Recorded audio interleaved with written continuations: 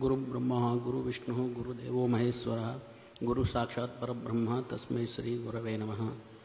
अभयवरदहस्तं पाशदन्ताक्षमालां सुरणिपरसुदधानो मुद्गरं मोदकञ्च फलमधिगतसिंहः पंचमातङ्गपुत्रो गणपतिरधिगौरः पातु हेरम्बनाम। இங்கே இருக்கிற அனைவருக்கும் என்னுடைய நமஸ்காரங்கள். மகாபெரிவாளுக்கு நமஸ்காரங்கள். சிறிய தந்தையார் அவர்களுக்கும் நமஸ்காரங்கள். எல்லாருக்கும் வணங்கி, நான் இந்த மாதிரி மேடைகளிலெல்லாம் பேசியது கிடையாது. இந்த முதல் தடவையாக நான் மேலே ஏறி வந்து பேசியிருக்கிறேன். என்னுடைய தந்தையார் அவர்கள் நிறைய அதிகமாக இது மாதிரி சதஸ்களிலெல்லாம் பேசியிருக்கிறார்கள். முதல் முறையாக அவர் இன்று வர முடியாத காரணத்தால் என்னை அனுப்பி வைத்திருக்கிறார்கள். அவர்களுக்கு சிறிய ஆக்சிடெண்ட் இருக்கிறதுனால் அவர்கள் வர முடியாமல் இருக்கிறது. இந்த நான் சிறிய பிள்ளையாக இருக்கும்போது படித்து கொண்டு இருக்கும் பொழுது முதல் பெரியவார் அவர்களை நிறைய தடவை என்னை கூட்டிக் கொண்டு அப்பா காண்பித்திருக்கிறார்கள். பெரியவார் மீது மிகவும் பிரியமாக இருப்பார்கள்.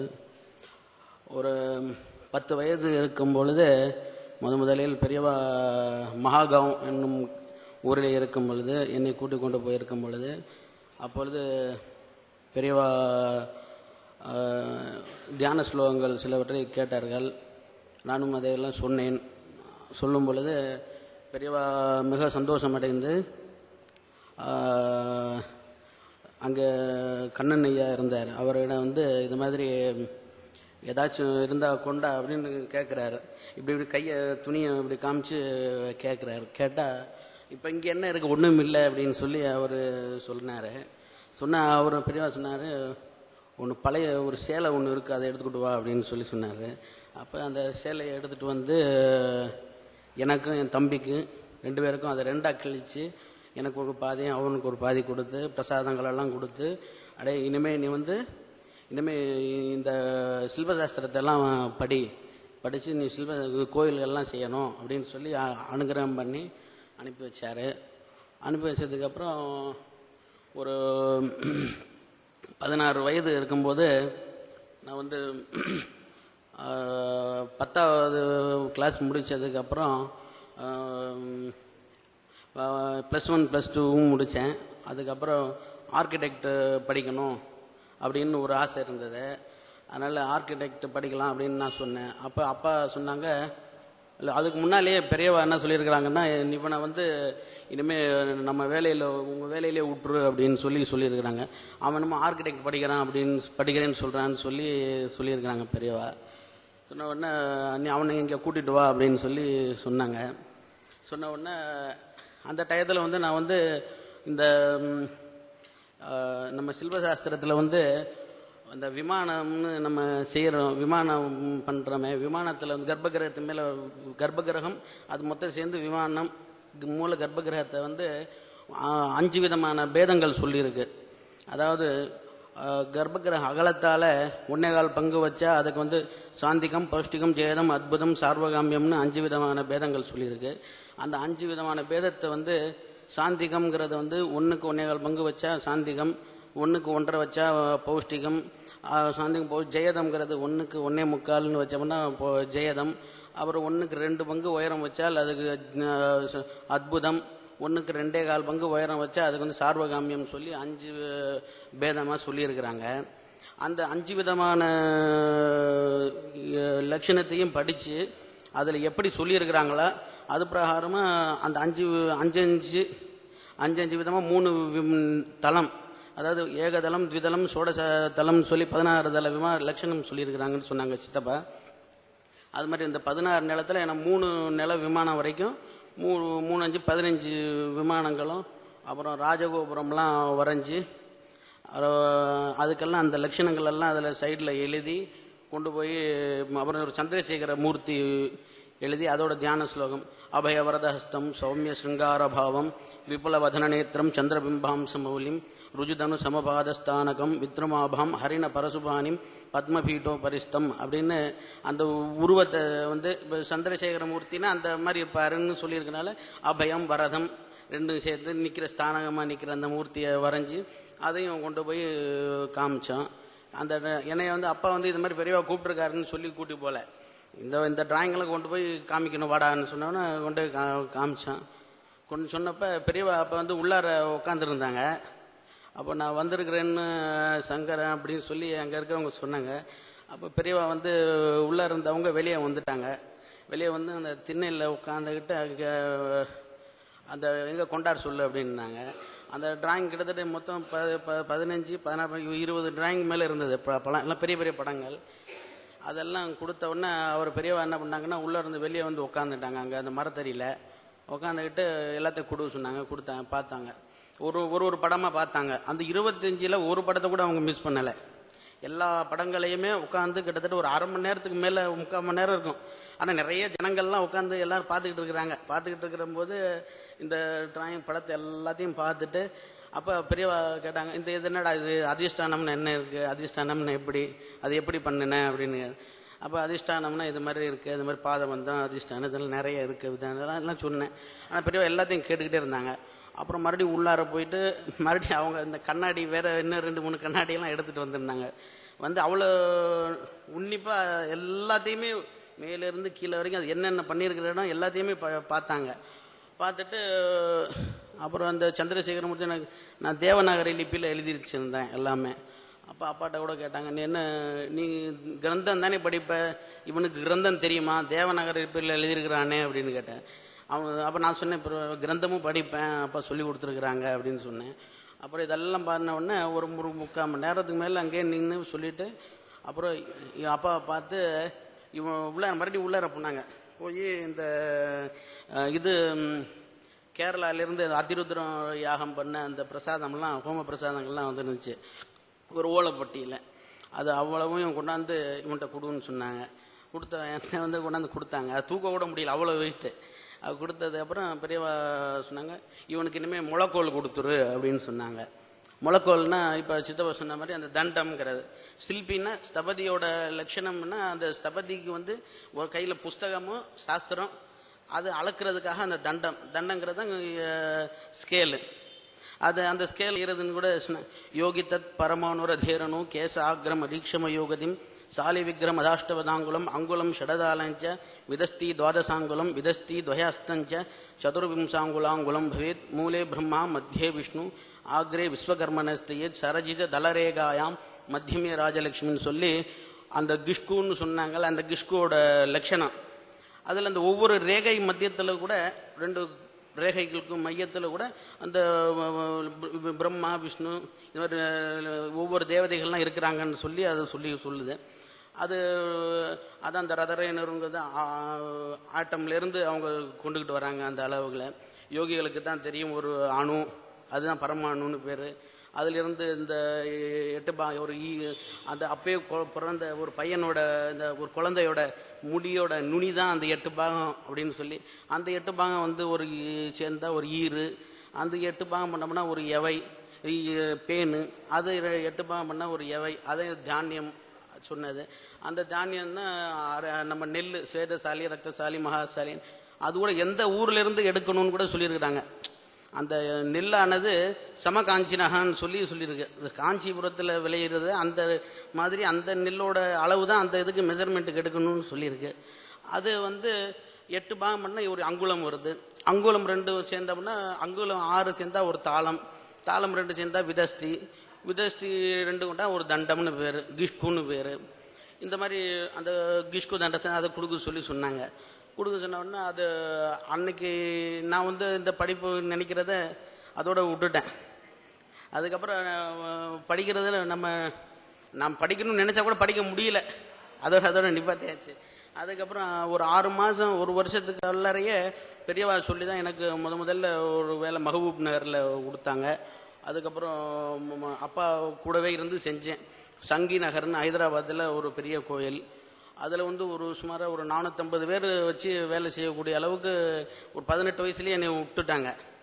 அது பண்ணேன். இது மாதிரி பண்ணிவிட்டு இப்போ நிறைய ஒரு 50-60 கோயில் வரைக்கும் பண்ணியிருக்கிறேன். அப்புறம் நம்ம ஹைதராபாது, அப்புறம் இந்த கவுஹாட்டியில் பூர்வ திருப்பதின்னு சொல்லி அது பண்ணியிருக்கிறாங்க. அதுவும் நம்ம தான் பண்ணியிருக்கிறோம். ஹரித்வார், ரிஷிகேஷ் எல்லா ஊர்லேயும் பண்ண சொன்னாங்க, பண்ணியிருக்கிறேன். ஆனால் இதெல்லாம் பண்ணிவிட்டு அப்புறம் இப்போ இந்த நம்ம விதான சௌதான்னு பண்ணியிருக்கிறேன். இதில் பெங்களூரில் அது பக்கத்தில் விகாஸ் சௌதான்னு புதுசாக ஒன்று கட்டியிருக்கிறாங்க. அந்த விகாஸ் சௌதாவுக்கு அது பண்ணுறதுக்கு நிறைய பேர் கூப்பிட்டுருந்தாங்க. அதில் நம்மளையும் கூப்பிட்டுருந்தாங்க, அப்பாவையும். அப்போ அந்த கோவில், அந்த விதான சௌதா, பழைய விதான சௌதா எப்படி இருக்குங்கிறத அப்படியே பார்த்து அந்த எஸ்டிமேட்டில் கூட அது என்னென்ன இருக்குங்கிறதெல்லாம் எழுதி அதெல்லாம் போட்டு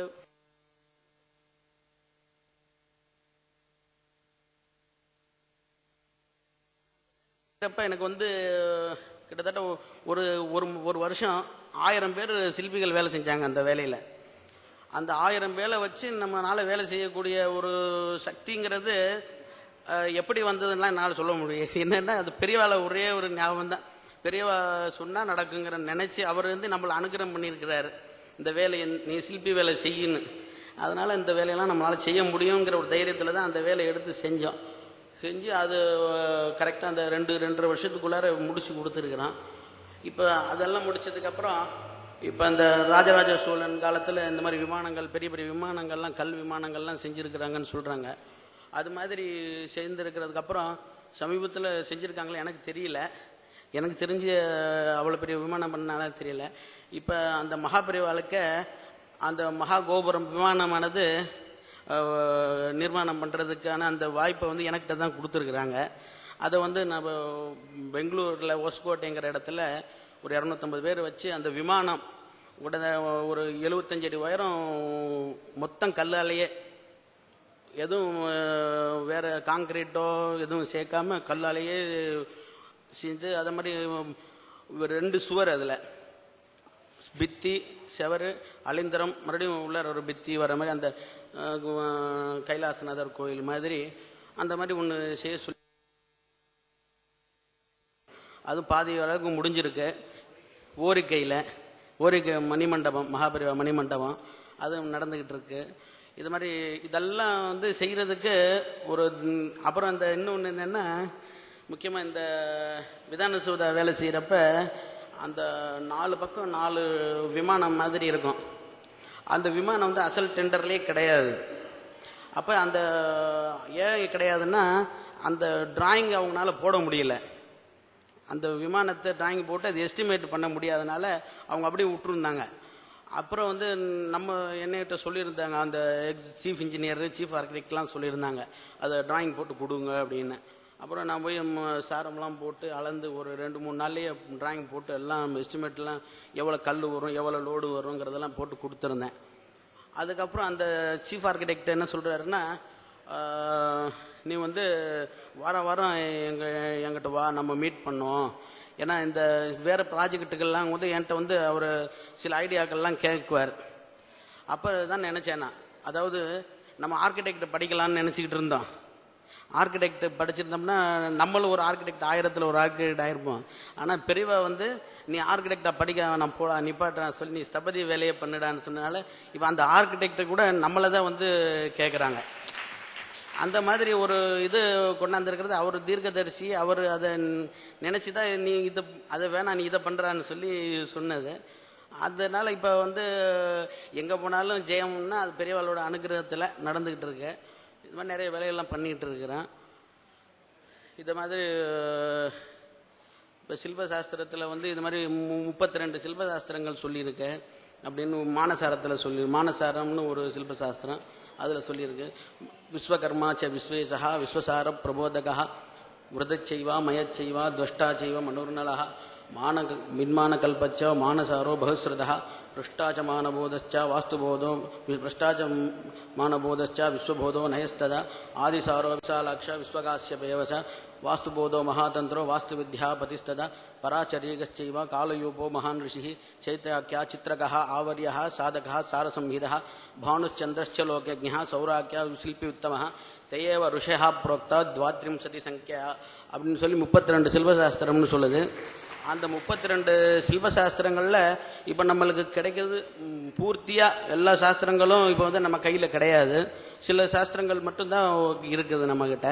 சில சாஸ்திரங்கள்லாம் இந்த கையேடுகள்னு சொல்லி ஒரு சின்ன சின்ன கிரந்தங்கள் அந்த காலத்தில் இந்த சில்ப சாஸ்திரங்கள்லாம் வெளியே வர்றதுக்கு காரணமே அப்பா சொல்லுவாங்க, இதெல்லாம் மகாபரிவா தான் அப்படின்னு சொல்லி சொல்லுவாங்க. எப்படின்னா இந்த ஸ்தபதிகள் எல்லாருமே ராஜாக்கள் காலத்தில் ரொம்ப பிரபலமாக இருந்திருக்கிறாங்க. அதுக்கப்புறம் காலக்கிரமத்தில் இந்த ஸ்தபதிகள் எல்லாம் வெளி உலகத்தில் ஒரு தொழிலாளியாக தான் நினைச்சிருந்துருக்கிறாங்க. ஸ்தபதிகள்கிட்ட இவ்வளோ சில்பசாஸ்திரங்கிற ஒரு பெரிய பொக்கிஷம் இருக்குங்கிறது பெரிய, ஏன்னா வெளியே பேசுறது கிடையாது. அது மாதிரி இருந்த காலத்தில் இந்த இளையாத்தங்குடிய ஏதோ சதஸ் சொல்லுவாங்க. அந்த சதஸில் முதல்ல பெரியவா என்ன பண்ணாங்களான்னா, ஒரு ஸ்தபதியவும் யானை மேலே உட்காரத்தை வச்சு அவரையும் ஊர்வலத்தில் கூட்டியாந்து ஆகமத்துக்கு எல்லாத்தையும் ஒவ்வொருத்தையும் ஒரு யானையில் வச்சு சில்பியவும் ஒரு கூட்டியாந்து மேடையில் ஏற்றி, நீ பேசாட்டியும் பரவாயில்ல, ஆனால் ஸ்தபதின்னு ஒருத்தர் இருக்கிறான் உலகத்தில் அப்படின்னு எல்லாருக்கும் தெரியணும் அப்படிங்கிறத காமிக்கிறதுக்காக அந்த மேடையில் ஏற்றி அவர் காமிச்சாரான் ஏன்னா அந்த காலத்தில் மேடையில எல்லாம் பேசுறதுக்கு எனக்கே கூட இப்போதான் முதல்ல நான் பேசுறது கிடையாது. அதனால அப்படி இந்த சில்பசாஸ்திரங்கள் எல்லாமே எதுக்கு சொன்னாங்கன்னா, அந்த பரணியில தான் கிடந்திருக்கு. எல்லாரும் இந்த கையேடுகளை தான் யூஸ் பண்ணிட்டு இருந்திருக்காங்களே தவிர அந்த முழுமையான சில்பசாஸ்திரத்தை மொத்தத்தையும் யாரும் பார்க்கறது கிடையாது. ஏன்னா அவங்களுக்கு எது தேவையோ அது கையேடுன்னு சொல்லி வச்சிருப்பாங்க. அதில் டைரி மாதிரி அதில் இருக்கிறத மட்டும் பார்த்து எல்லாரும் பண்ணிக்கிட்டு இருந்திருக்கிறாங்க. அது மாதிரி இப்போ அந்த சில்பசாஸ்திரத்தெல்லாம் பல பேரை பேச வச்சு அவங்களுக்கு சந்தேகங்களை கேட்க வச்சு அந்த சந்தேகங்களை கேட்டதுக்காக இவங்க அந்த சந்தேகத்தை தீர்க்கிறதுக்காக அந்த சாஸ்திரத்தை பார்க்க சொல்லி அந்த சாஸ்திரத்தை பார்த்து அவங்களுக்கு பதில் சொல்றதுக்கு அவங்க படிக்கிறதுக்கு ஒரு வாய்ப்பை ஏற்படுத்தி கொடுத்துருக்கிறாரு பெரியவா. அதனால தான் இப்போ இவ்வளோ சாஸ்திரத்தை அப்பாவெல்லாம் அவ்வளோ சாஸ்திரத்தை ரிசர்ச் பண்ணியிருக்காங்கன்னா அதெல்லாம் மொத்தம் பெரியவானால தான் சொல்லுவாங்க. அதே மாதிரி ஒரு சின்ன இது அப்பா சொல்லுவாங்க, அந்த ஒரு ரூபத்தியான ரத்னாவளின்னு ஒரு புக்கு எழுதியிருந்தாங்க. அதில் பல நூல்கள்ல இருந்து இருக்கிற அந்த ரூப தியானத்துக்கெல்லாம் உருவம் படம் வரைய சொல்லியிருக்கிறாங்க. முதல்ல விநாயகரை வரைய சொன்னாங்களாம். 32 விநாயகர் வரைஞ்சிருந்தாங்க. அந்த 32 விநாயகர் முடிச்சதுக்கப்புறம் 16 சுப்பிரமணியர் வரைய சொல்லியிருக்கிறாங்க. அது வரைஞ்சவொடனே இது பிரிண்ட் பண்ண வேணாம், நீ மறுபடியும் இது சிவ ரூபங்கள் எல்லாம் போடு அப்படின்னு இருக்காங்க. அப்போ சிவ ரூபங்கள்லாம் போட்டுருக்காங்க. அப்புறம் விஷ்ணு போடுன்னு சொல்லியிருக்கிறாங்க. இது மாதிரி எல்லா விக்கிரகங்களும் போட்டுட்டு கடைசியாக தான் அதை பிரிண்ட் பண்ண சொல்லியிருக்கிறாங்க. அது ஆந்திர பிரதேஷ் கவர்மெண்ட்லேருந்து பிரிண்ட் பண்ணாங்க. அப்போ அந்த இதில் ஒரு ஒரு அம்பாள் விக்கிரகத்தில் இப்போ சித்தப்பா சொன்ன மாதிரி கத்தினா கேடயம் இருக்கும், பாசம்னா அங்குசம் இருக்கும், இது மாதிரி சங்குனா சக்கரம் இருக்கும், கையில் இது மாதிரி மாறி தான் இருக்கும். ஒரு அம்பாளுக்கு ஒரு கையில் சூளமும் ஒரு கையில் வில்லு இருந்திருக்கு. அப்போ பெரியவா அந்த எல்லாத்தையும் பார்த்துட்டு இது என்னடான்னு கேட்டிருக்காங்க. கேட்டால் இது என்ன, இது அந்த தியானத்தில் இது மாதிரி சொல்லியிருக்கு, நான் போட்டிருக்கேன், ஒரு கையில் சூளமும் ஒரு கையில் வில்லும் அப்படின்னு. அப்போ வில்லு எதுக்கு வச்சுருக்காங்கன்னு உனக்கு தெரியுமா அப்படின்னு கேட்டேன். இல்லை சூளம் வச்சுருக்காங்களே நீங்கள். அப்பா சொல்லியிருக்காங்க இது மாதிரி தான் இது தியானத்தில் எப்படின்னு சொல்லியிருக்கு, அதை தான் நான் வரைஞ்சிருக்கிறேன் அப்படின்னு. அப்போ அவர் சொல்லியிருக்கிறாங்க, பெரியவா உனக்கு தெரியுமா என்ன, அதாவது சூளத்தை கூட வில்லில் வச்சு பிரயோகம் பண்ணலாம் அப்படின்னு சொன்னாங்களாம். அப்போ தான் அப்பா சொன்னாங்க, எனக்கு நான் சொன்னேன், படித்து தான் நான் செஞ்சேனே வெளியே அதோட எதுக்காக இருக்குன்னு எனக்கு தெரியல. ஆனால் பெரியவா அது மாதிரி அவங்களுக்கு கேள்வியும் அவங்களே கேட்க வச்சு அந்த கேள்விக்கான பதிலையும் அவரே கொடுத்துருக்கிறாரு. அது மாதிரிலாம் நிறைய அப்பா வாழ்க்கையில் நடந்திருக்கு, சித்தப்பா வாழ்க்கை அவர்கள் நடந்திருக்கு. இப்போ இது மாதிரி நம்ம அந்த திருப்பதியை கூட சொல்லுவாங்க. அப்பா என்ன சொல்லுவாங்கன்னா, அந்த திருப்பதி ஆஸ்தான ஸ்தபதியாக இருந்திருக்கப்ப அந்த நாகிரெட்டின்றவர் அந்த சேர்மனாக இருந்தப்ப அந்த அர்த்த மண்டபத்துக்கு நடுவில், கர்ப்பகிரகம் அர்த்த மண்டபத்துக்கு நடுவில் அந்தராளம்னு வரும். அந்த அந்தராளத்தை கட் பண்ணிட்டு எல்லாரையும் அது உள்ளாரே சுற்றி பிரதட்சிணம் பண்ணுறதுக்கு வழி பண்ணணும் அப்படின்னு சொல்லியிருந்திருக்கிறாங்க. அப்போ அப்படி இருக்கும்போது அது எல்லாரும் அந்த கமிட்டி மெம்பர்ஸ் எல்லாருமே அது மாதிரி கட் பண்ணுறதுக்கு ஒத்துக்கிட்டு கையெழுத்து போடுறதுக்கு ரெடி ஆகிட்டாங்க. அப்போ அப்பாவையும் நீனும் கையெழுத்து போடு அப்படின்னு சொல்லியிருக்கிறாங்க. அப்போ அப்பா சொல்லியிருக்கிறாங்க, இந்த கர்ப்பகிரகமானது கர்ப்பகிரகம் சிரசா புரோக்தம் அந்தராள கலந்துவான்னு சொல்லி கழுத்து வந்து கலம்னு சொல்லியிருக்கு. அப்போ இவங்க வந்து கர்ப்பகிரகத்தை விட்டு அந்தராளத்தை கட் பண்ணி எடுத்துடுறேன்னு சொல்கிறாங்க. அப்போ கட் பண்ணிட்டு கழுத்தை தலையை வெட்டிட்டு அங்கே சாநித்தியமே இருக்காது, அங்கே உயிரே இருக்காது, பிராணன் இருக்காது, ஜீவன் இருக்காது. அப்புறம் நீங்கள் பெருமாளை பார்த்து ஒன்றும் பிரயோஜனம் இல்லை. அதனால் அது எடுக்கக்கூடாது. கர்ப்பகிரகம் எல்லாம் அது எப்படி இருக்கோ அந்த முறைப்படியாக தான் இருக்கணும், அது தேவ சரீரம் தான் அப்படின்னு சொல்லியிருக்கேன். அப்போ அவர் அந்த பெரியவர் சொல்லியிருக்கிறாரு, நான் இப்போ இன்றைக்கே 1 கோடி ரூபாய் கொடுத்துட்றேன், இந்த மண்டபம் பெரிய மண்டபம் கட்டிடலாம், இந்த கர்ப்பகிரகம்லாம் எடுத்து பெருமாள் கர்ப்பகிரகத்துலன்னா எல்லாரும் 1 லட்சம் பேர் ஒரே தடவை பார்க்கலாம் அப்படின்னு சொன்னாங்களாம். அப்பா சொன்னாங்களாம், எங்கள் பெருமாளுக்கு ஒரு நாளில் 1 கோடி ரூபாய் சம்பாதிப்பாருன்னு. இதெல்லாம் பிரச்சனைகள்லாம் நடந்து கடைசியில் இவங்கெல்லாம் அது ஒத்துக்கிற மாதிரி இல்லை. எண்டோன் மினிஸ்டர் எல்லாரும் இருக்கிறாங்க. அப்போ ஏன்னா அப்பா வந்து அசிஸ்டன்ட் இன்ஜினியர் கேடரில் இருக்கிறாங்க. அவங்களாம் ஐஏஎஸ் ரேஞ்சு அது மாதிரி பெரிய மினிஸ்டர்ஸ், யாரும் ஒத்துக்க முடியாத மாதிரி தெரியல. அப்புறம் அப்பா என்ன பண்ணாங்கன்னா, நேராக சாப்பிடாமலே பெரியவாளை இந்த இதில் சித்தூர்கிட்ட ஏதோ ஊர் சொன்னாங்க, அங்கே பெரியவா இருந்தாங்களாம். அங்கே பெரியவா வந்து பார்க்குறதுக்கு வந்திருக்காங்க. பெரியவாட்ட வந்தவொடனே பெரியவா பார்த்தவொடனே பெரியவா சொன்னாங்களாம், என்ன இடிச்சாச்சான்னு இடிக்க சொல்லியாச்சா அப்படின்னு கேட்டாங்களாம். அப்போ அப்பா சொன்னாங்களாம், நான் இடிக்கக்கூடாதுன்னு சொல்லிக்கிட்டு இருக்கிறேன், அவங்க இடிக்கிறேங்கிறாங்க அப்படின்னு சொன்னால் பெரியவா சொன்னாங்களா, அதெல்லாம் ஒன்றும் ஆகாதுடா அப்படின்னா, இல்லை அவங்க இடிச்சிருவாங்க, ஏன்னா அவங்க எல்லாம் ரெசல்யூஷன் பாஸ் பண்ணி எல்லாம் கையெழுத்து போட்டாங்க, நமக்கு சொன்னால் கேட்க மாட்டாங்க அப்படின்னு சொன்ன உடனே இவங்க வந்து சரி அது இடிக்க மாட்டாங்கடா, நீ சொல்கிறபடி தான்டா நடக்கும்னு சொல்லி அவங்க முதல்ல போய் சாப்பிட சொல்லு அப்படின்னு சாப்பிட சொல்லி அனுப்பி விட்டுருக்குறாங்க. இருந்தாலும் அப்பா நேராக ஹைதராபாத் வந்தவொடனே அவரை சிஎம்ஐ போய் பார்த்துருக்குறாங்க. சிஎம்ஐ பார்த்தவொடனே அவர் காலையில் 5 மணிக்கு போய் பார்த்தாங்களாம். பார்த்தப்ப அவர் சிஎம் 5 மணிக்கு வந்தோன்னு சொன்னாராம், என்ன விஷயம் ஸ்தபதி இவ்வளோ சீக்கிரமாக வந்திருக்கிறேன்னு கேட்டாராம். அப்போ சொன்னாங்களாம், அப்பா இந்த மாதிரி திருப்பதி வெங்கடேஸ்வரர் கோயிலில் வந்து இடிக்கிறேன்னு சொல்கிறாங்க. அப்போ அவர் சொன்னாராம், அது எப்படி இடிப்பாங்க, அது மாதிரி இடிக்கக்கூடாது, அதாவது சாஸ்திரம் விஹீனம் கிரியா கர்மே ராஜா ராஷ்டிரம் நசியத்தின்னு சொல்லுது சாஸ்திரம். அதாவது சாஸ்திரம் வந்து சாஸ்திரத்துக்கு விருத்தமாக செஞ்சால் இந்த மாதிரி ராஜா ராஷ்டிரத்தெல்லாம் கெடுதல் வரும் அப்படின்னு சொல்லியிருக்கு. அதில் ராஜாங்கிறது யாரு, நீங்கள் தான் ராஜா. திருப்பதி என்ன சிஎம் தான் ராஜா, நீங்கள் தான் ராஜா, உங்களுக்கு தான் அது கெடுதல், அதெல்லாம் இது மாதிரி செய்யக்கூடாதுன்னு சாஸ்திரத்தை சொன்னதை நான் அப்படின்னு அப்போ அவரும் சொல்லியிருக்கிறாரு. அது எப்படி இருந்தாலும் எனக்கு வரும்ல அப்படின்னு சொல்லியிருக்காரு. அந்த ஃபைல் எனக்கு வருமே, வந்தப்போ நான் அதை நிப்பாட்டிடுறேன் அப்படின்னு. அப்பா சொல்லியிருக்காங்க, அது உங்கள்கிட்டலாம் வராது, அதுக்கு முதல்ல பண்ணிவிடுவாங்க, எல்லாம் இடிச்சுட்டு தான் உங்கள்கிட்ட வரப்போகுது அப்படின்னு சொல்லியிருக்கிறாங்க.